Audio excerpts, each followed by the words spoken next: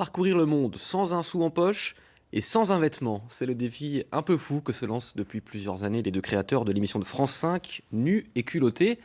L'un d'entre eux a croisé la route de Frédéric Buridan et Antoine Laroche. Rassurez-vous, tous les trois portaient bien la culotte ce jour-là.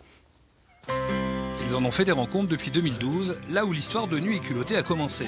Deux copains, Moutz le blond et Nance le brun, qui décident de partir à l'aventure sans vêtements et sans argent, juste avec l'aide des personnes rencontrées. Alors nous retrouvons Moutz le blond, de son vrai prénom Guillaume, pas très loin de la Franche-Comté, à Langres, en Haute-Marne, où il a posé ses valises, un arrêt entre deux, pour nous parler de cette belle histoire humaine. D'un seul coup, tout redevient un émerveillement. Quand on nous offre une pomme, et que ça fait une journée qu'on marche, qu'on est habillé avec des guenilles, avec ce qu'on a pu trouver, la pomme, ça devient un trésor. Cette simplicité dans la rencontre avec les gens, ça m'a rappelé que tu peux être là, originaire du Nord-Est, et puis y a tout ce qu'il faut pour vivre heureux ici. Il y est attaché à son territoire, à cette ruralité, cette nature. En 8 ans, il aura réalisé 30 films avec son compère, visité 15 pays en partant de rien.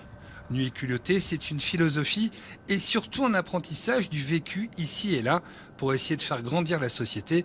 Moutz veut s'en inspirer dans ce sens. Ce que j'ai appris dans ces voyages, c'est cette notion que avec la compétition, on peut faire plein de choses, mais avec la coopération, à mon sens, on peut aller beaucoup plus loin. Aujourd'hui, ça devient une façon de vivre, presque un bon sens de « ça vous dit, on y va ensemble, on fait les choses ensemble ». Et concrètement, sur le terrain, chez lui, à Langres, Guillaume veut mettre en place des projets, profiter de ce vécu pour fédérer et faire avancer, mettre en avant l'humain comme dans Nus et culottés. Avec un groupe d'amis, on fait la proposition à la mairie de Langres de créer un écoquartier ici, sur le site de l'ancienne gare.